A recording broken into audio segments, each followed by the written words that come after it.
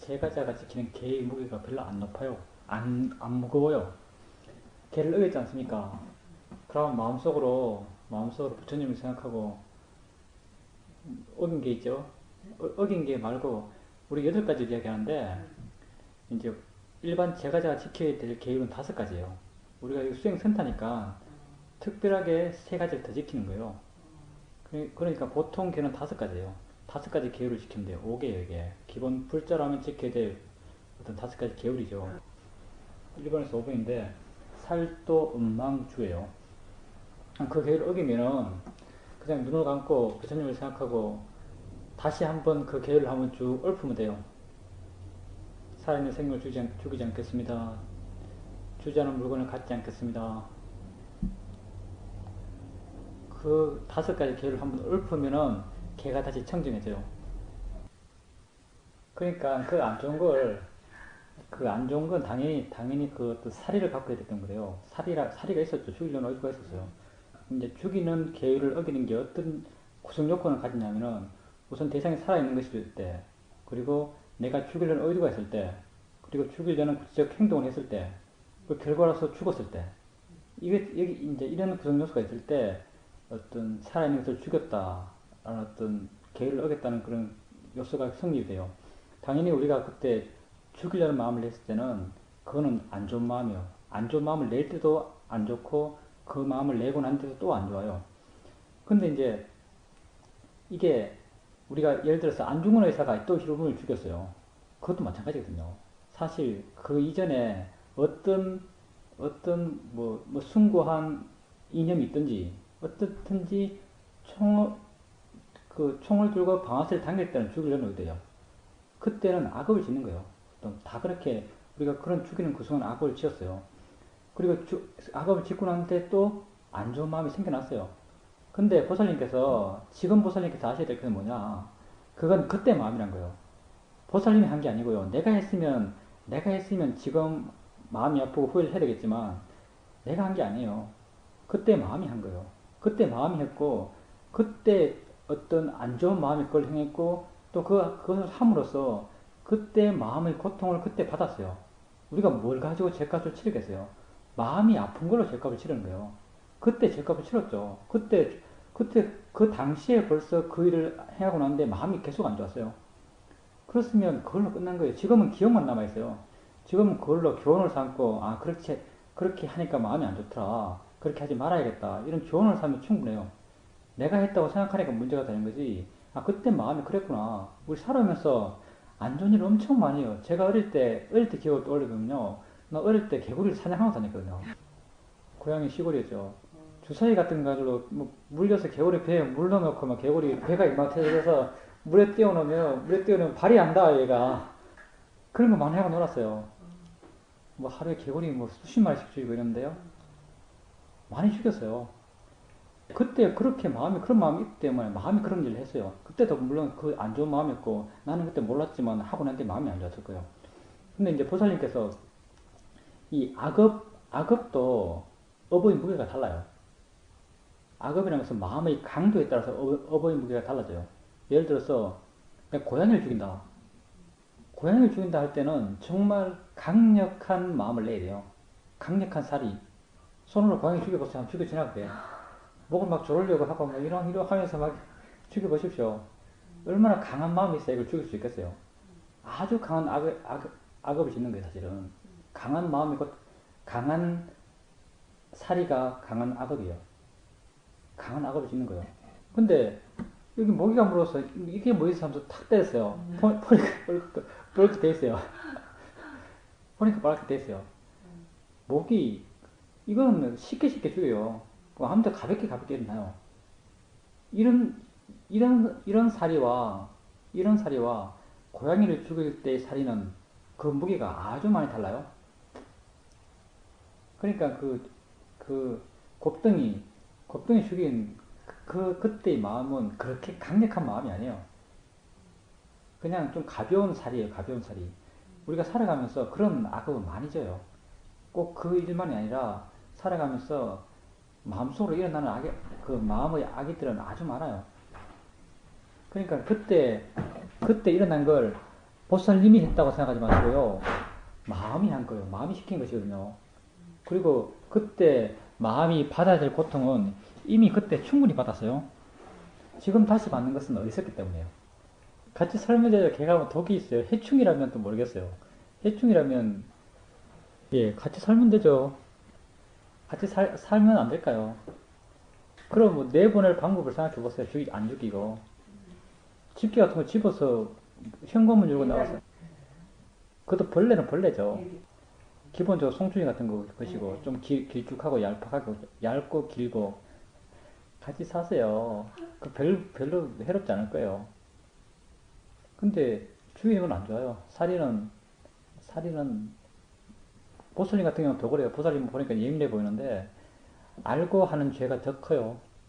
모르면 죽이고 난 뒤에 마음이 별로 상처도 안 받아요. 근데 아는 사람은 죽이고 난 뒤에 큰 죄책감이 생기나요. 그러니까 알고 하는 것은 더 안 좋은 결과를 가져올 수 있습니다. 그렇게 볼 수 있습니다. 미얀마에는 모기채가 있어요. 모기채가 사람들이 센터에 모기채가 있어서 방에 모기채로 모기를 잡아서 밖에 띄워주기도 해요. 근데 또 시장 가면 에프킬라 많아요. 도는 열반을 대상으로 한 첫 번째 마음을 도라 그래요. 열반을 대상으로 한 첫 번째 마음을 도라 그래요. 그리고 이 열반을 향한 첫 번째 마음, 도의 마음이 어떤 그 각각의 도의 마음에 해당하는 번뇌를 완전히 제거해요. 그러니까 수다운 도의 마음은 수다운 도의 마음이 제거하는 번뇌가 있고, 사다운 도의 마음은 사다운 도의 마음이 제거하는 번뇌가 있고, 안함 도의 마음은 안함 도의 마음이 제거하는 번뇌가 있고, 아람 도의 마음은 아람 도의 마음이 제거하는 번뇌들이 있어요. 10가지 번뇌 가운데 3개, 2개, 2개, 5개 이렇게 제거해요. 그러니까 그렇게 도의 마음은 각 단계마다 수다원이 되면서 첫 번째 일어나는 마음이 수다원 도의 마음이요. 수다원 도의 마음은 뭐 회의적 의심, 그리고 어떤 형식적인 것이 내 마음을 깨끗하게 한다는 것, 개금치견, 이거 개금치견 그래요. 그리고 그 붓다에 대한 확실한 신심, 붓다에 대한 불신이 사라지죠. 그리고 이런 이제 어떤 형식적인 것이 의미가 있다는 그런 견해, 그리고 의심이 다 사라져요. 이 세 가지의 어떤 번뇌들을 완전히 제거하는 것, 그게 수다운 도의 마음이요. 수다운 도의 마음이 생기면 그 다음 바로 어떤 수다운 과의 마음이 생기는 거예요. 과란 것은 결과의 마음이요. 도를 원인으로 해서 과의 마음이 생기는 거죠. 그리고 또 성인의 과가 높아지면서 사다함의 어떤 단계가 되면 사다함으로서 일어나는 첫마음, 사다함이 열반을 향해서 일어난 첫마음을 사다함 도라 그래요. 사다함 도의 마음은 욕심과 화의 힘을 현격하게 약화시켜요. 그리고 사다함 도의 결과로서 사다함 과의 마음이 있다는 거죠. 사다함 과의 마음은 한 마음이 아니고 쭉 계속 사다함에 머물 때는 항상 사다함 과의 마음이 되는 거예요. 수다원에 머물 상태에서는 첫마음 이외에는 모두 다 과의 마음이에요. 그리고 안함 되면서 맨 처음 열반을 대상으로 일어나는 마음을 안함 도의 마음이라고 그래요. 안함 도의 마음은 욕심과 화를 완전히 제거시켜요. 그리고 안함 도의 마음의 결과로 나타나는 것이 안함 과의 마음들. 과의 마음 여러 가지 쭉 계속 이어지죠. 과의 마음이. 그리고 이제 아라한이 되면서 열반을 향해서 맨 처음 일어난 마음을 아라한 도의 마음 그래요. 아라한 도의 마음에서는 5가지 번뇌가 완전히 제거돼요. 그러니까 새끼 존재로 태어나고 싶은 욕망. 야, 아나함까지도 새끼 무새끼 존재가 얼마나 좋은지 새끼라고 아세요? 우리가 욕계가 있고 욕계 위에 천상세계를 새끼 천상, 무새끼 천상을 이야기해요. 그러니까 아라한에서 새끼의 존재가 되고 싶은 욕망, 무새끼의 존재가 되고 싶은 욕망, 그리고 아만, 이때까지 아만이 있어요. 아만, 들뜸, 무명이죠, 무명, 어리석음. 이 5가지가 아란도에서 사라져요. 그리고 아란도 다음 마음부터 첫 마음 이에 두 번째 마음부터는 다 아라한 과의 마음이 이어지는 거예요. 이렇게 도, 과의 마음을 구분합니다. 그러니까 실제로 번뇌를 제거하는 마음은 도의 마음이에요. 그걸 변한다라고 표현보다는요, 그 어떤 대상을 바꿔요. 위파사나 지혜의 대상과 도와 과의 지혜의 대상이 달라요. 위파사나 지혜는 조건 지어진 법을 대상으로 해요. 그러니까 우리의 몸과 마음, 물질과 정신을 대상으로 일어나는 지혜가 위파사나 지혜예요. 근데 도와 과의 지혜는 그 대상이 열반을 대상으로 해요. 열반을 대상으로 도와 과의 지혜가 있다는 거죠.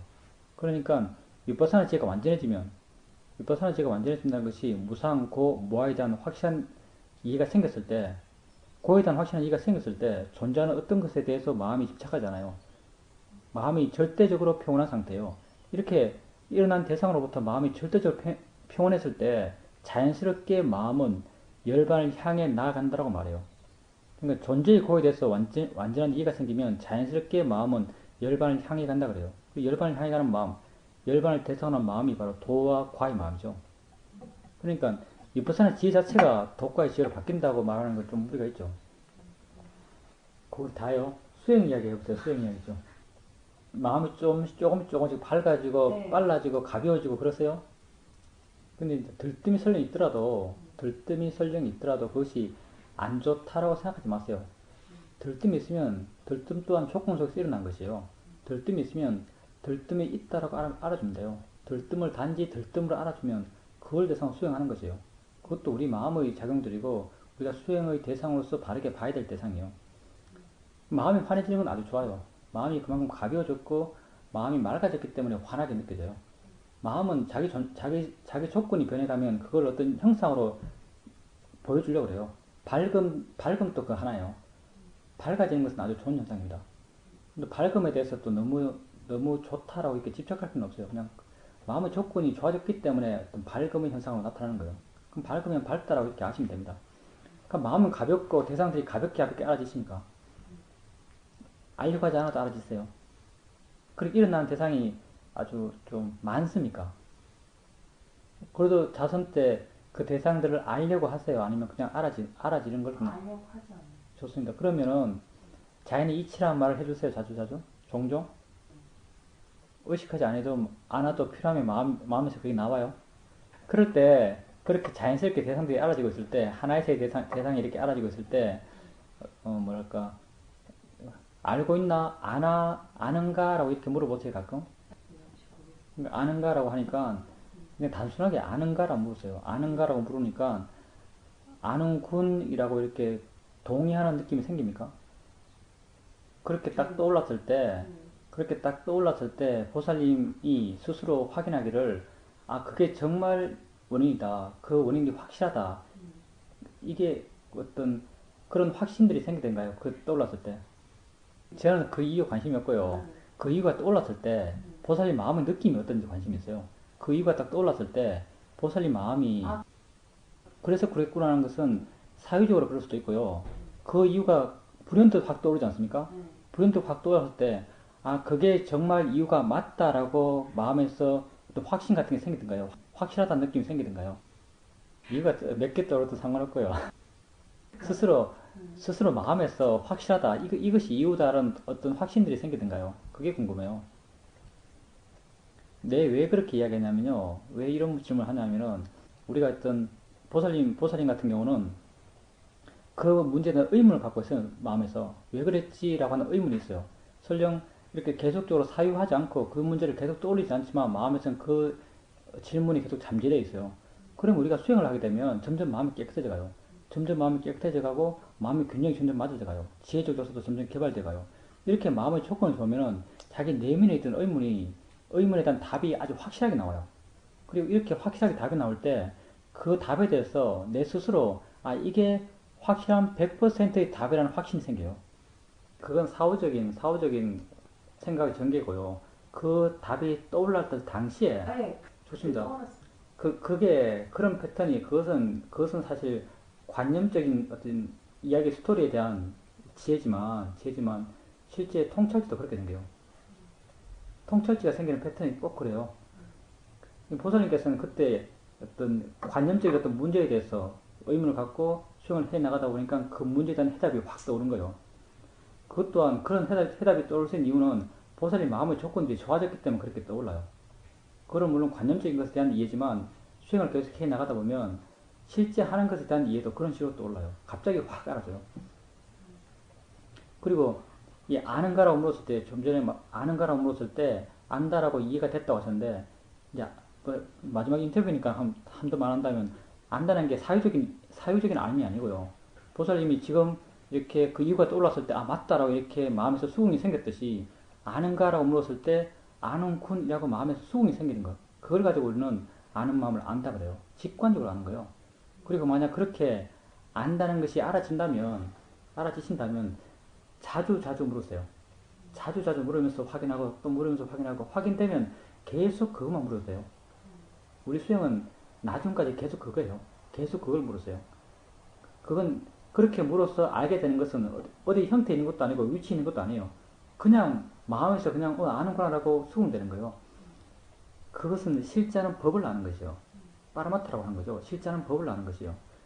그렇게 하나의 법을 계속적으로 알아가게 되면 자연스럽게 다른 것들은 저절로 알아져요. 우린 그 하나를 통해서 모든 것을 다 알고자 해요.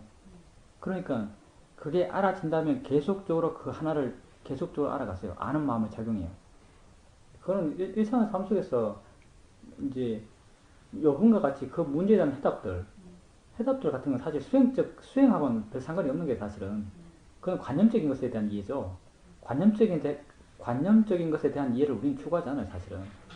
일상의 삶 속에서 사람과의 관계에서는 보살님이 언제나 신경 써야 되는 것은 실제가 뭔가를 신경 써야 돼요. 그 사람하고 이야기하고 있으면 본다는 게 실제고 듣는다는 게 실제예요. 그 사람 생각이 마음 나면 그 사람이 아니라 그 사람이 내 마음에 나타나는 것이 아니라 생각한다는 게 실제예요. 실제가 뭔지 언제나 관심을 갖고 실제를 계속 알아가려고 하면 어떤 관념적인 것에 대한 마음의 반응들이 줄어가고 보살님이 그런 현상들에 대해서 주위 환경에 대해서 마음이 언제나 평온해요. 마음이 평온하면 보살님이 좀 더 바르게 판단하고 바르게 말하게 되고 바르게 행동하게 돼요. 어떤 주위 상황이 아주 명료해져요. 내가 이렇게 들뜨고 욕심내고 화낼 때는 주위 환경이 아주 복잡해져요. 내 마음이 복잡하니까. 근데 내 마음이 아주 평온해지면 주위 환경은 아주 깔끔해져요. 복잡할 게 없어요. 보살님이 그때 뭘 해야 되는지 확실히 알아요. 그러니까 일상의 삶 속에서 보살님이 항상 관심을 가져야 될 것은 실제가 뭔가, 그리고 일어남에 대해서는 일어남이 일어난 그 자체라는 것. 화를 볼 때 화가 있으면 화는 단지 화일 뿐이라는 것. 이렇게 그런 쪽으로 관심을 가지고 해나가시면 돼요. 수행을 통해서 일상의 삶의 해답을, 관념적인 삶의 해답을 구하는 것, 그건 수행으로 하는 게 아니에요. 어떤 수행을 하다 보면 부차적으로 오는 어떤 부수입 같은 거요. 이런 건. 이번에 답을 얻었다는 것도 그런 거예요. 그냥 수행하다 보니까 자연스럽게 관념적인 것에 대한 이해가 생겨난 것이에요. 근데 그걸 위해서 수행하는 건 아닙니다. 우리 실제를 이해하기 위해서 수행하는 거예요. 하여튼 아는가라고 물으면서 그걸 자꾸 체크해 가 보십시오. 네, 그렇게 해보세요. 물론 그 아는 마음도 지 스스로 일어난 것이요. 화와 성질이 똑같아요. 화도 화 자체지만 아는 마음도 아는 마음 그 자체예요. 그러니까 이게 우리가 화를 자연의 이치다라고 화를 알아요. 근데 화를 자연의 이치라고 하는 것은 이치라고 자꾸 좀 말을 해주면서 화를 보는 이유는 이제 화가 잘 안 떨어지기 때문에 화에 대해서 우리가 강한 집착을 갖고 있기 때문에 내 화다라는 마음이 아주 강해요. 그래서 그 내 화다고 알기 때문에 화로부터 고통을 받는 거죠. 마음이 아파요. 그렇기 때문에 화를 자연의 이치로 이해를 잘 못하기 때문에 자연의 이치라는 걸 해주는 거예요. 근데 아는가라고 물으면서 안다는 걸 확인하면서 그걸 확인하면서 자연의 이치라는 말은 거의 안 해줘요. 그 아는 마음은 뭐랄까요, 내 것이라고 별로 크게 동의시가 안 돼요. 그냥 작용이라고 알아지지 내가 안다 라고 자기 동의시가 잘 안 일어나요. 물론 그것 또한 자연의 이치예요. 해주려면 이거 아는 것도 지절로 아는구나, 자기 스스로 아는구나, 자연의 이치구나 라고 해줄 수 있어요. 근데 그게 내 마음에 큰 고통도 안 되고 나와의 동의시도 그렇게 강하지 않기 때문에 안다는 걸 알면서는 자연의 이치란 말 잘 안 해주죠. 네, 좋습니다. 사실은 흘러가든 흘러가지 않든 중요한 건 아니에요, 사실은. 그리고 이제 부사님께서 이 대상이라는 말을 보통 사람들이 쓸 때 이렇게 그것으로부터 어떤 차단하는 역할도 자연스럽게 해 갑니다. 대상이라는 말을 해주면서 대상이라고 하면 감정을 딱 닿는, 대상을 알지만 감정을 딱 닿는 그런 역할을 할 수도 있을 거예요. 근데 그렇게 해도 어떤 최소한의 역할을 하는 것 대상이라는 것을 통해서 어떤 그 감정이 일어나지 않도록 방어하는, 방어적 역할을 행하는 것. 그것도 그렇게 쓴다면 그렇게 써도 그렇게 나쁘진 않아요. 근데, 근데 이건 사실 우리가 그렇게 하기 위해서 쓰는 말은 아니에요. 근본적으로 봤을 때, 우리 감정을 차단하기 위해서 쓰는 게 아니에요. 감정을 차단하는 것은 어느 정도의 화의 요소가 좀 있는 것 같아요. 일어나지 않도록 억압하는 그런 느낌이 있어요. 사실 이렇게 쓰는 것이 아니고요. 대상이라는 것은 고사님이 반짝반짝 끄는 걸 봤어요. 아, 대상이라고 했어요. 대상이라고 하는 것은 보살님께서 그때 대상이라는 것은 어떤 그 무엇의 대상에 대한 어떤 확실한 이해는 별로 없어요. 대상이란 말 자체가 대상이란 말을 하면서 보살님이 이 말을 하는 의도 자체가 뭔가 방어적이에요. 방어적이에요. 방어하기 위해서 마음을 보호하기 위해서 이 말을 써요. 확실하게 대상이 뭔지에 대한 이해는 잘 없어요. 근데 수행을 해 나가시고 보살님 6가지 감각적 일어남을 알아차며 해 나가시다 보면 대상이 무엇인지에 대한 이해를 해 나가요. 어느 순간부터 깊이 있는 이해를 해 나가요. 그리고 이런 이해가 어떤 대상이 뭔지 알고 난 뒤에 대상에 대한 이해를 갖고 아 저기 대상이구나라고 했을 때는 뭘 하냐면요. 대상이라는 것은 다른 게 아니고 감각기관의 대상이에요. 그때 알게 되는 것은 뭐 이렇게 반짝반짝거리고 있다. 아 저게 눈의 대상이구나. 시각적 대상이요. 보이는구나. 시각적 대상이구나. 이걸 이해해요. 대상이란 말과 더불어서 대상이라는 것을 이해해요. 대상이라는 걸 이해하게 되면 그 결과로서 자연스럽게 감정이 안 있나요? 그런 생각이 있다고 해도 화난 게 아니에요. 추월했다고 아는 것은 보통 그 화 나든 화 안 나든 알아요. 그럼 보살님 차 타고 가면 추월 엄청 많이 하는데 맨날 화나요. 화날 때도 있고 화 안 날 때도 있어요. 추월하지 말아야 될 때를 추월하면 그때 화나는 거예요. 근데 추월한다는 행위는 다 똑같아요. 근데 보살님이 어느 순간에는 추월해도 된다고 생각하고 어느 순간에는 추월하면 안 된다고 생각하고 있어요. 보살님이 화나는 이유는 추월하기 때문에 화나는 게 아니고 안 된다라는 보살님 생각 때문에 화나는 거예요. 그러니까 중요한 건 추월하는 게 문제가 아니고 맞습니다. 그런 역할이 사실 결과론적인 거예요. 결과론적. 우리는 수행을 하는 사람들은요. 바르게 수행한다면은 우린 결과를 가져오기 위해서 수행하는 게 아니에요. 결과를 가져오기 위해서 수행하는 것이 아니고 원인을 채우기 위해서 수행하는 거예요. 이게 상당히 달라요. 보살님이 이게 물론 보살님이 하는 것이 완전히 나쁘다고 말하진 않아요. 근데 보살님이 대상이다라고 하는 것은 결과를 바라면서 하는 대상이라는 반응견을 일으킨 거예요. 감정이 아니냐는 것이 결과예요. 근데 아주 어떤 근본적인 입장에서는 대상이야라고 하는 것은 대상임을 이해하기 위해서 하는 거예요. 대상임을 이해하기 위해서 이렇게 하는 거예요. 그리고 대상임을 이해하게 되면은 감정이 안 나요. 이건 결과예요, 결과. 결과는 원인이 채워지면 자연스럽게 오는 거예요. 대상임을 이해하는 것이 원인이고 이해하게 되면 결과로서 감정이 안 나요. 근데 뭐 지금 수행을 해 나가면서 대상이야라고 자기 마음을 방해해도 좋아요. 근데 그럴 때는 언제나 그 대상이 어떤 감각기관의 대상인지 알면서 해보세요. 그럼 조금씩 이해될 거예요. 좋습니다. 그걸 사실 우리 수행하면서 구분할 수가 없어요. 이론적으로 이야기를 해야 되는데요. 이제 마음에 대한 아주 기본적인 이론은 대상이 하나면 마음도 하나다는 거예요.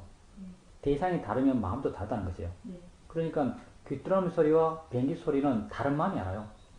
이 두 마음이 달라요. 근데 이것도 이론인데 마음에 대한 어떤 논사들, 마음에 대해서 논리적으로 이해해 나갔던 논설을 썼던 사람들, 그 사람들이 마음에 대해서 절대적 명제로 몇 가지 정해놓은 게 있어요. 마음은 한순간 한 마음만 있다. 마음은 한순간 한 마음만 있다는 거예요. 그리고 대상이 다르면 마음도 다르다. 그리고 마음은 그 극찰나에 생겨난다.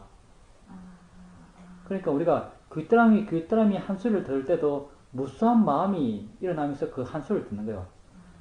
그러니까 물질도 무수하게 일어나고 물질도 무수하게 계속 귀뚜라미 소리가 삐릭 하고 한번 일었다면 이것도 무수하게 일어나면서 이 한 삐릭 하는 이걸 구성하고 있어요. 이걸 알기 위해서 또 마음도 무수하게 일어나면서 아는 거예요. 그러면 이 물질과 마음의 물질 극찰나와 마음 극찰나의 일어남의 어떤 속도 차이에 있어서 이것도 이론이에요. 마음이 17번 더 빠르다 그래요. 물질 하나를 알기 위해서 마음은 17번 일어나요. 마음은 17번 일어나요. 그러니까 귀뚜라미 소리, 뱅이 소리는 우선 다른 마음이 듣고 또 귀뚜라미 소리 하나를 알기 위해서도 마음이 여러 개 일어나고 뱅이 소리 하나를 알기 위해서 마음이 여러 개 일어나고 그리고 마음이 한순간 한 마음이기 때문에 극찰나의 한 마음은 귀뚜라미 소리 알고 아마 극찰나의 한 마음은 뱅이 소리 알고 다다다다닥 하면서 이게 일어날 거예요. 좋습니다. 그것도 좋아요. 그런 관심을 갖고 수행하는 것은 수행에서 아주 바른 자세입니다. 재밌지 않습니까? 저게 어떻게 됐지? 라고 하는 것이 다 내 존재에 대한 관심이에요. 계속 그렇게 자기에게 일어나는 것에서 관심을 가지고 그렇게 해보십시오. 정말 점점 궁금해지고 조금씩 알아가면서 더 많이 경이로워요. 안다는 게 이해되십니까? 부사님이 처음 하실 때 안다고 이게 전체적으로 다 알아질 때 아는가라고 물으면 아는군이라고 이렇게 수긍이 되십니까? 예, 좋습니다. 그렇게 되면 계속 그거 물었어요. 계속 그거 묻고 특이한 감정 같은 게 있지 않습니까? 그게 나타나면 이제 그걸 자이니치야 대상이라고 반응하시고 또 특별히 눈 쪽으로 마음이 많이 쏠린다면 저 본다라고 이렇게 이해해 보시고 그렇게 보인다고 이해해 보시고 특이한 어떤 특정 소리에 마음이 많이 기울이면 듣는다고 이해해 보시고 들린다고 이해해 보시고 그리고 특별한 게 없으면 안다고 계속 알아봐 보십시오. 자주 물어도 돼요. 그것만 알아도 됩니다. 네, 그렇게 해보세요. 예, 안녕히 가세요. 다음에 또 인연이 생겨 봅시다. 특이하죠. 우리 시작할 때 최근 들어서 가장 사람 많은데 최근 들어서 제일 작게 나오세요 사람이. 우리 주위까지 아니고요. 나와 인연해서 어마어마한 마음들이 있나요. 근데 우리 마음 숫자는 잘 모르지만 우리가 이제 뇌 반응은 과학적으로 측정이 돼요. 뇌가 순간 1초 초당 반응이 이게 1000만 단위로 나요. 1000만 단위로. 1000만 단위의 반응을 100만 단위인가 1000만 단위인가 그렇게 반응해요. 뇌 반응이. 그 가운데 우리가 인지하는 반응이 뭐 3000번 정도를 인지한대요. 그러니까 우리가 모르는 뇌 반응이 거의 대부분이죠. 뇌 반응과 뇌의 어떤 그런 작용들과 마음은 분명히 연관이 되어 있어요. 마음이 이렇게 작용할 때 뇌도 반응하기 때문에. 물론 뇌에서 마음이 일어나는 건 아니에요. 불교는 그렇게 설명하잖아요. 마음은 위치가 없어요. 근데 분명히 뇌와 관련돼서 일어나요. 연기에서 일어나는 거죠. 그러니까 뇌와 어떤 뇌의 의지에서 일어나는 거죠. 그렇게 뇌 반응과 미로서 이렇게 생각해 보면 마음도 거의 뭐 수천만 번 일어나는 거죠. 초당 수천만 번이요. 그러니까 어마어마하게 일어나는 거죠. 워낙 빠르기 때문에 실존하는 것처럼 느끼는 거죠. 우리가 나라고 생각하는 거지 그 반응이 너무나 빠르기 때문에 실존하는 것처럼 느끼는 거예요. 형광등도 비슷하죠. 형광등이 이게 얼마 반짝 안 거려요. 아마 초당 60분 정도 될걸요? 60W니까. 초당 60번만 움직이는데도 저게 계속 머물러 있는 것 같아요. 근데 초당 1000만 번이면 그게 실존한다고 믿을 수밖에 없어요. 우리의 지혜로는. 한순간 알아지지 않고요. 마음을 모른다니까요. 한순간 알아진 것이 아니고 수행을 하다 보면 마음이 그걸 이해를 해요. 마음을 계속 보게 되면 마음의 특성들이 이해되는데 내가 마음이 계속 일어나고 사라지는 생멸 현상을 계속 볼 수 있는 게 아니에요. 마음은 그렇게 만약 뭔가를 볼 수 있다면 그건 마음이 아니에요. 법은 그렇게 볼 수 있는 게 아니에요. 우리에게 인지되지 않아요. 근데 계속적으로 안다는 걸 계속 알아가다 보면 안다는 걸 계속 이해해 나가다 보면 마음에 대한 이해가 점점 마음에 생겨나는데 어느 순간 내가 한 대상을 볼 때도 마음이 끊임없이 일어난다는 이해를 하는 거예요. 그러니까 좀 전에도 니빠라는 지혜의 대상이다, 이해할 대상이다 이런 말 했잖아요. 부사님께서. 똑같아요. 실제하는 법의 일어남에 대한 이해도 내가 이해해야 될 것이지 내가 체험하는 게 아니에요. 이걸 이해해요. 마음의 특성에 대해서. 무수한 마음이 일어나고 있다는 걸 이해하는 거예요. 끊임없다는 이 존재의 생멸이 끊임없다는 이해를 하는 거예요. 그 끊임없이 일어나는 마음을 다 보는 것이 아니에요. 마음의 특성에 대한 이해를 하는 거예요. 하세요. 이제 좋습니다. 당연히 그런 마음을 가는 건 당연하건데 이제 한 걸 물어나서 객관적으로 그 상황을 보면은 뭐가 문제인가? 보살님이 수행하는 마음의 문제가 있어요. 수행 상태를 원하고 있죠. 졸음이 없어지길 바라는 마음, 그게 화거든요. 물론 화와 욕심이 번복이 돼 있죠. 뭐 그렇게 볼 수 있습니다. 그러니까 떨어져서 보려고 노력해서 떨어지는 게 아니고요. 보살님께서 졸음을 볼 때 내가 존다, 나의 졸음이다. 이렇게 생각하고 있고, 그 졸음이 없어져야 된다. 이렇게 생각하고 있는 것이요. 정말 수행에 능숙하면, 졸 테면 졸아라. 졸림 있으면 졸림 있는 것이고, 지도 조건 속에서 일어난 건데, 지도 계속 존재를 유지하고 싶어 하는 존재인데, 걔도 마음의 존재인데요. 그냥 있으면 있는 대로 보는 거예요. 있으면 있는 대로 본다, 느긋한 마음으로 수행한다면 정말 그게 수행을 잘하는 거예요. 그리고 그렇게 되었을 때 졸음이 돼서 관심이 생겨나요. 아, 마음이 어떻게 졸지? 이렇게 관심이 생겨나서 관심을 통해서 극복하게 되면은 마음이 확 깨어나요. 근데 보살님 같은 경우는 도사를 통해서 깨어났거든요. 도사. 화를 통해서 화의 에너지를 투입하면서 없애려고 계속 막 봐요. 이거 화로서 계속 보는 거거든요. 번뇌가 이게 에너지를 일으키면은 마음이 깨어나요. 번뇌도 에너지가 있기 때문에 활발해져요.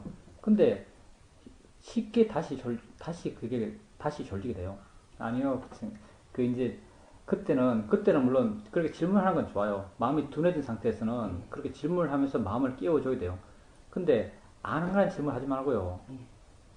질문이라는 것도 관념적인 것이에요. 중요한 건 우리가 그 질문을 어떻게 해석하는가가 중요해요. 아는가라는 질문을 그렇게 해석하게 되면 나중에 아는가라는 질문을 중요한 데 써야 되는데 효과가 없어요. 그러니까 아는가라는 질문은 마음에 대한 질문이거든요. 보살님이 그때 필요한 질문은 대상에 대한 질문이에요. 어떤 대상이 알아지는지 확인하고 싶은 거예요. 그때는 뭐가 일어나고 있지? 이렇게 질문해 보세요. 뭐가 일어나고 있지? 이렇게 질문하면 그건 대상에 대한 질문이에요. 그렇게 알아지는 대상을 알면 됩니다. 그렇게 배가 일어나는 게 알아져요. 그밖에 안 보여요. 만약에 그밖에 안 보인다. 그럼 또 질문해 보는 거예요. 이것 말고 뭘 할 수 있지? 질문을 하면 마음은 질문 따라 가요. 머리에는 뭐가 있지? 하면 머리로 가요. 손에 뭐가 있지? 하면 손으로 가요. 이런 질문을 통해서 이렇게 마음을 활발하게 해주는 거예요. 그래도 안 되면 일어나면 되고요. 예, 뭐가 일어나고 있지? 예, 이 목적이 달라요. 그리고 아는가라는 질문은요, 마음 상태가 아주 좋을 때, 수행이 아주 잘 될 때, 마음이 아주 깨어있고 밝을 때, 그리고 대상들이 잘 알아질 때 물으세요. 마음 힘이 좋아야 그게 마음적 이해가 됩니다. 그럼 보살님이 알아차림 하는 거는 이제 알려고 하지 않아도 대상들이 자연스럽게 이렇게 알아지십니까? 좌선대도 그렇게 되세요.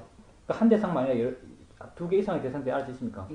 좋습니다. 그렇게 하면, 그렇게 있다고 아는 거, 그게 알아차림이요. 그렇게 하시면 됩니다. 그렇게 대상들이 자연스럽게 알아지고, 마음이 아주 깨어있을 때, 아는가라고 한번 물어보는 거예요. 단순하게 그냥 물어보세요. 알려고 노력하지 마시고.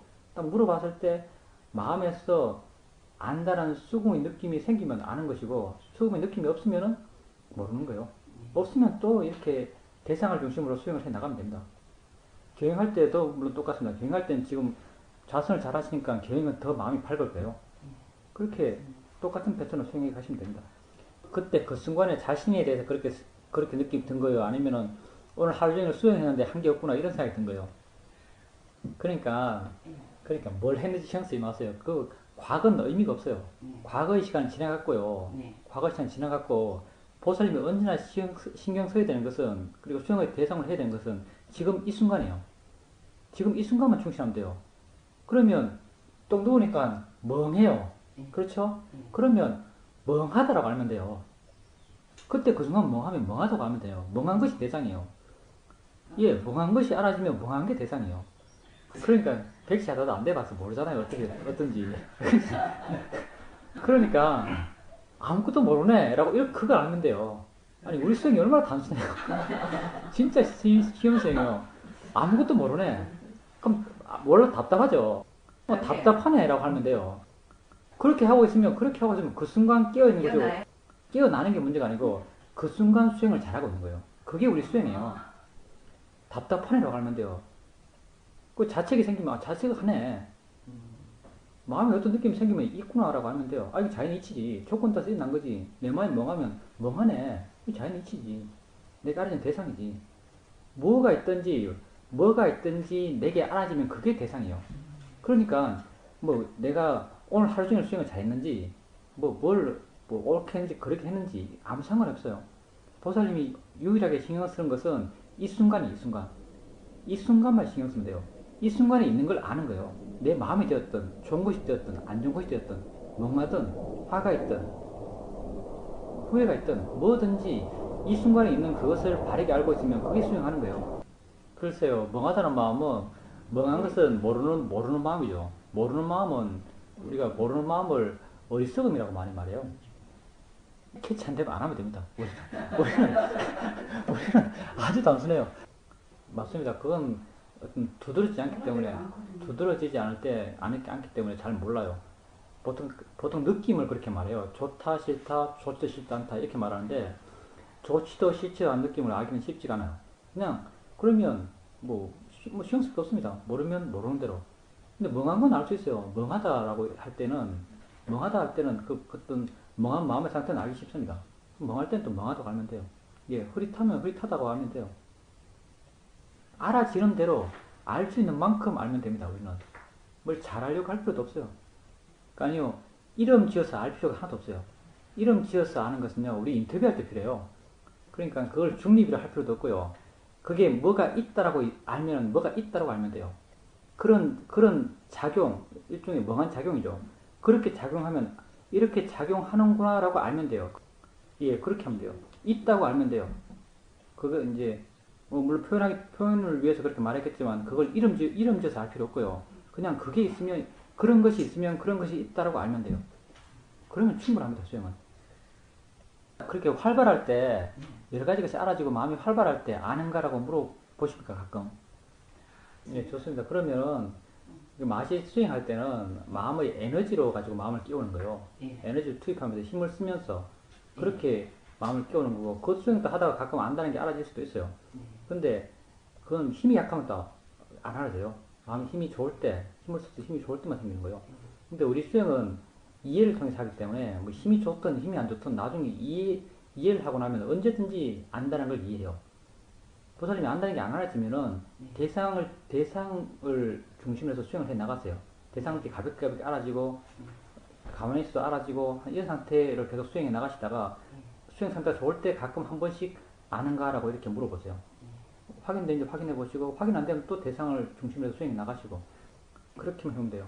보살님 마음에 아는가라는 질문을 가끔 해줄 필요가 있어요. 보살님 마음에 아는 것이 뭐지라는 의문이 있어야 돼요. 아는 것이 뭐지라는 이런 의문이 있으면 어느 순간 보살님 마음의 조건이 좋아졌을 때 그게 한꺼번에 확 이해가 될 거예요. 이 마하시 아니요, 사마타 수행은 아니고요. 위파사나 수행인데 그건 대상을 중심으로 하는 위파사나 수행이에요. 그러니까 대상을 자세히 보고 우선적으로 대상을 이해하고자 하는 수행이죠. 우리는 마음을 우선적으로 이해하고자 하는 수행이고요. 여러 가지 수행이 있습니다. 사람도 많아요. 네가 원리, 내가 원리 하면서. 그것도 그렇고요. 마시 수행은 사람들이 그릇되게 많이 해요. 마시 수행을 왜 그릇되게 한다고 이렇게 말할 수 있냐면요. 화와 욕심을 하는 사람들이 많아요. 마지 수행을 할 때 보살님도 한번 생각해 보세요. 보살님은 마지 수행할 때 배를 좋아해요. 마음이 배에 계속 머물러 있기를 바래요. 그리고 다른 들어온 대상을 싫어해요. 소리를 싫어해요. 생각도 싫어해요. 소리 들어올 때 소리라고 말해주는데 이 말해주는 목적은 소리를 없애기 위해서 말해주는 거예요. 소리를 쳐내기 위해서 말해주거든요. 그러니까 배를 욕심으로 좋아하고 있고 다른 대상을 화로서 싫어하고 있어요. 이렇게 수행하면 안 되거든요. 사실은 마시 사회들은 그렇게 안 가르쳤을 거예요. 근데 뭔가 수행하는 많은 수행자들이 수행적 오류를 겪는 거예요. 욕심화를 키워가는 수행은 절대 바른 수행이 될 수가 없습니다. 보살님 읽었다는 10년째 책은 책 제목이 뭐예요? 시오민에서 나온 책이거든? 알아차림만으로는 충분하지 않습니다. 그게 시오민에서 사용하고 있는 기본적인 교재 3가지예요. 질문해보세요. 다 하셨어요? 아는가를 물어보는 게 경행과 자성이 중요한 것이 아니고요. 자기 수행 상태가 어떤가가 중요해요. 자기 수행 상태가 아주 가볍고 마음이 활기차고 그리고 이럴 때 아는가라고 물어보는 거예요. 대상들이 자유롭게 알아지고 있고 자신이 꼭 굳이 대상을 알려고 하지 않아도 대상이 자연스럽게 알아지는 그런 상태에서 아는가라고 마음적으로 한번 물어보는 거예요. 마음이 이렇게 끼어있고 활발하기 때문에 그때는 마음을 이해하기 쉬운 조건이 돼요. 그렇게 한번 확인해 보는 거예요. 고통을 지켜보는 게 왜 양극단이에요? 좋습니다. 고통, 안 좋은 느낌을 대상으로 했을 때 그 양극단을 떠난다는 게 무슨 말이냐면요. 그걸 싫어하는 마음을 내지 않는 것. 부처님 말씀하신 중도의 길이라는 것은요. 바로 우백가의 길이에요. 우백가의 길. 우백가의 길이라는 게 평온의 길이고 평온의 길이라는 것이 싫고 좋고를 떠난 가운데 길이에요. 그러니까 뭐 대상을 뭐를 보는 게가 중요한 게 아니에요. 그게 좋은 느낌이 되었던 싫은 느낌이 되었던 좋은 느낌에 대해서는 좋아함의 극단을 치우치지 않는 것. 좋아함의 극단을 안 치우친 것이 중도예요. 좋아하지 않는 것이죠. 안 좋은 느낌에 대해서는 싫어함의 극단을 치우치지 않는 것. 싫어함의 극단을 치우치지 않는 것이 중도예요. 고통을 보는 것이 문제가 아니고요. 일어나는 것은 문제가 아니에요. 안 좋은 느낌을 보는 것, 고통스러운 느낌을 보는 게 중요한 것이 아니고 거기에 대해서 어떤 반응을 하는가가 중요해요. 거기에 대해서 화해 반응을 하지 않는 것, 그게 중도의 길이에요. 그러니까 어떻게 보면 안 되는가? 고통을 참으면서 보는 것은 안 되는 거예요. 고통을 참는다는 게 무슨 말인가 하면은 이건 수행적 의미가 없어요. 왜냐하면 고통을 참는 마음은 화이기 때문에 참으면 참을수록 화가 더 커져요. 그러니까 극단을 치우쳐가는 거죠. 이렇게 되었을 때 중도를 가지 못하는 거예요. 그럼 중도를 가는 수행을 어떻게 하는가? 자연의 이치다라고 고통을 보는 거예요. 자연의 이치다라고 고통을 보고 자연의 이치다라고 이해하면은 화가 줄어들어요. 화가 줄어드는 걸 어떻게 하는가? 뭔가 그 고통스러운 느낌을 보는 마음이 편해져요. 물러나고 편해져요. 물러나고 편해진다고 느껴지는데 왜 그렇게 느껴지는가?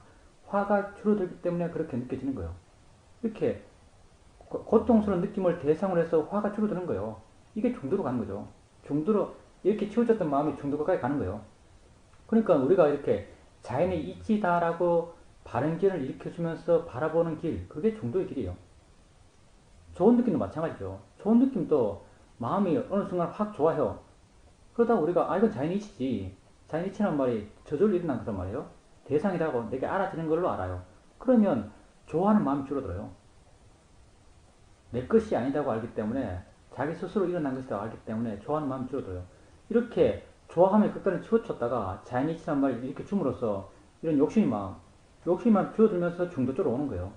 이렇게 우리가 대상이 일반적으로 내가 좋아하는 것이든 싫어하는 것이든 자연의 이치라는 말을 느껴주면서 좋아함의 극단, 싫어함의 극단에 치우치지 않고 가운데 길로 가는 거예요. 지금 우리가 지금 이렇게 수행하고 있지 않습니까? 예, 맞습니다. 그런 생각들은 바른 생각이에요. 그게 바르게 생각해 준 겁니다. 그렇게 생각해 주니까 내게 아니구나라고 알아지니까 그게 좀 만만해지던가요? 아니, 진척을 바라지 마시고요. 네. 그런 생각을 해줬을 때 우리가 뭘 확인해야 되냐면요. 고통이 줄어드는 것, 그건 우리 관심이 없어요. 우리 결과에 관심이 없죠. 아까도 이야기했지만 우리는 언제나 과정에 관심이 있어요. 그렇게 바르게 생각해 줬을 때 고통이 내게 아니구나. 지가 일어날 만하게 일어났구나. 지가 몸에 어떤 조건에서 일어난 것이지 라고 이렇게 생각해 줬을 때 고통을 알고 있는 마음이 어떻게 변하는지 그게 우리 관심이에요. 고통을 알고 있는 마음이 고통보다 좀 멀어진 듯이 느껴지는지 좀 가벼워졌는지 좀 부드러워졌는지 이게 우리가 체크해 봐야 할 바예요. 그런 바른 생각을 통해서 바른 지혜가 일어나면 이렇게 고통을 알고 있는 마음의 조건이 변해요. 이 변화를 한번 체크해 보는 것, 그게 수행적으로 의미가 있습니다. 지혜의 작용을 확인하는 겁니다. 예, 거사님이 해 나가야 될 바른 알아차림은 밖에 포행 갈 때 했던 알아차림 있죠. 밖에 걸어갈 때 애쓰지 않아도 느낌 알아지고 소리 알아지고 이런 게 알아져요. 이런 것이 알아질 때 거사님은 그 내용적인 면에 신경 쓰지 마세요. 그게 발바닥 느낌인지 손의 느낌인지 신경 쓰지 마시고 감각기관의 일차적인 일어남을 관심 있게 봐보세요. 느낀다, 본다, 듣는다요. 감각기관 일차적 일어남. 그런 일어남을 관심 있게 이렇게 봐보세요. 그렇게 해나가시다가 아니 자연의 이치지 이런 바른개를 일으키시고 이런 패턴을 그대로 좌선 때 하세요. 물론 좌선 때는 마음이 쉽게 둔해져요. 둔해지니까 대상이 잘 안 알아질 텐데 질문을 좀 많이 해보세요. 뭐가 일어나고 있지? 이렇게 질문을 통해서 알아지는 걸로 알아가시고 또 다른 거 알아지면 다른 거 알아가시고 이렇게 가볍게 대상들을 옮겨가면서 이렇게 알아가 보세요. 좌선하실 때 대상이니까 옮겨갑니까 이제? 그럼 그때 옮겨가실 때 수동적으로 옮겨가세요? 수동적으로 옮겨가는 거예요? 아니면 거사님이 의지를 갖고 옮겨가는 거예요? 예, 좋습니다. 그러면은 그 알아가는 순서에 있어서 어떤 패턴이 있습니까? 이거 달았다가 보통 다음 뭐 알고 다음 뭐 알고 이렇게 패턴이 있어요. 아니 연습 안 할 때 보통 자선하실 때 이런 패턴이 존재해요. 오른쪽 눈 알았다가 다음 왼쪽 눈 알았다가 다음 귀 알았다가 없습니까? 아니 그걸 하지 마세요. 패턴까지 하지 마시고요. 패턴이 없이 하고 있다면 기본적으로 그렇게 나쁘잖아요. 패턴을 갖고 한다면 그건 우리 수행하고는 완전히 달라요. 패턴이 없이 뭐 그러니까 중구난방으로 이거 달았다가 다음 이거 달았다가 그 다음 또 다른 거 못 알았다가 또 이렇게 돌아갔다가 중구난방으로 마음이 이렇게 돌아다니면서 대상을 알고 있다면은 그럼 바르게 하고 계신 거예요. 그게 중구난방이 맞아요. 지금 그렇게 계속 해 나가 보십시오. 우리 마음이라는 것은 그 마음을 계속 쓰면 힘이 좋아져요. 점점 힘이 좋아져요. 화도 계속 화나면 그 화의 힘이 좋아지는 것처럼 좋은 마음도 계속 쓰면 힘이 좋아져요. 좋은 마음 가운데 수행하는데 가장 기본적으로 좋은 마음은 알아차린 마음이요. 계속 그렇게 알아가 보세요. 아는 힘이 계속 좋아지게 되면, 아는 힘을 계속 쓰게 되면 아는 힘이 점점 좋아져요. 점점 좋아지면 점점 끼어있고 밝고 점점 활발해질 겁니다. 그 스님이 지금 이렇게 마음이 활발하지 않아요. 활발하지 않다는 것이 그 스님 마음의 질이 낮다는 말이에요. 사실은 끼어있지 못한 거예요. 마음의 질이 낮은 거예요. 이 마음의 질을 계속적으로 알물 통해서 끼워 가셔야 돼요. 마음의 질을 좋게 만들어 가야 돼요. 마음의 질을 좋게 만들어 가려는 의도적 활동이 수행이거든요. 그러니까 계속 알려고 하세요. 계속 알게 되면 마음이 끼어날 거예요. 걸어갈 때 이거 따라지고 저거 따라지고 활발하게 할 때 얼마나 마음이 가벼워요. 가볍고 마음이 활짝 끼어 있어요. 이런 마음 상당히 좋은 마음이에요. 자꾸 이렇게 마음을 끼워 보십시오. 그렇기 때문에 이제 그렇게 마음이 끼어나기 때문에 마음이 좀 가볍고 좋아져 가기 때문에 우리가 수행을 하는 겁니다. 수행하면 마음이 좋아진다는 걸 아셔야 됩니다. 예, 그렇게 해보십시오. 예. 이게 있으면 있다고 알면 되는데요. 있으면 있다고 아십시오. 그런 느낌이 있으면 느낌 있다고 알면 됩니다. 있다고 이름 지을 필요도 없고요. 있음을 그냥 인지하고 있으면 집중 안 한다고 하셨으니까 가까이 가서 보이지 않지 않습니까? 그냥 멀리 보듯이 거기 존재하고 있으면 인지하지 않습니까? 그러면 계속 알아주면 계속 알면 돼요. 보살님이 알려고 하지 않아도 알아진다면은 그냥 계속 알아듣어요. 이것과 더불어 다른 것도 함께 알면 돼요. 소리도 함께 들리고 있고 다른 느낌도 알아지고 있어요. 같이 알아주고 있다면 그건 전혀 문제가 안 됩니다. 예, 그거 계속 있으면 계속 그냥 다른 것과 함께 알고 있으면 됩니다. 전혀 문제가 안 돼요. 그리고 발에 어떤 다른 물질이 한 게 되어 있는 같이 느끼는 것은 보살님이 만들어낸 것이요. 원래 그냥 그 자체가 발의 느낌이에요. 실제로 발에 아무것도 없지 않습니까? 발바닥밖에 없죠. 근데 보살님께서 발바닥에 뭐가 또 다른 게 뭐 있다고 생각하면 있는 것처럼 느껴져요. 그 무엇이 되었던 알아지는 것이 있으면 그냥 알아진다고 알면 돼요. 그게 있다라고 가볍게 알면 됩니다. 문제가 안 돼요. 전혀 어떤 것이 됐든 문제가 안 돼요. 예. 하세요. 보살님 하세요. 하십시오. 글쎄요, 뭐 생각에 따라 다를 수 있는데 시어민 수행은 다른 수행처럼 좀 분위기가 많이 달라요. 미얀마 시어민 가도 아실 텐데 시어민 수행은 거의 난장판이 수행센터 자체가 예, 하여튼 그 점이 좀 다른 수행센터보다는 우리가 굉장히 좀 시어민은 그래요. 우리는 말하는 데서 통제 안 해요. 말하면서 수행하라고 그래요. 말하면서 수행하라고. 그건 이제 유식에서 그런 말을 하죠. 예, 성과가 있습니다. 지금 우리가 하고 있는 것처럼 수행을 해 나가면요. 수행을 정말 하라는 대로 우리가 지금 하고 있는 수행법이 상당히 정제된 수행법이요. 검증된 수행법이고 많은 사람들이 이걸 통해서 통찰지가 생겨났어요. 여기서 하라는 대로 만약 그대로 할 수 있다면 당연히 어떤 수행적 성과가 있어요. 수행의 성과라는 것이 우선 자기 마음이 수행을 하는 순간 자기 마음이 좋아져요. 가벼워지고 기뻐지고 밝아져가요. 예, 그리고 수행을 계속 해 나간다면, 꾸준하게 해 나간다면 알미 생겨나요. 뭔가 알아져요. 아, 이거구나라고 뭔가 알아져요. 그렇게 이거구나라고 뭔가 알아지는 그 알미 단지 어떤 사유의 전개를 통해서 일어나는 결론이 아니에요. 그냥 직관적으로 이렇게 알아져요. 그리고 그 알미 확실하다고 내 스스로 알아요. 이런 암들이 생겨나요. 암들이 점점 많아져가죠. 점점 깊어져가고 이걸 통해서 또 내가 수행을 바르게 하고 있다가 이렇게 확실히 알 수 있습니다. 그리고 이제 금방 말한 거 보살님께서 말씀하신 아는 마음. 아는 마음이 깨끗하다 이런 말씀하셨는데 물론 아는 마음이 깨끗해요. 아는 마음은 깨끗하지 않을 수가 없어요. 예, 만약 재밌다고 생각하신다면 수행을 잘 하신 것이에요. 뭔가 마음에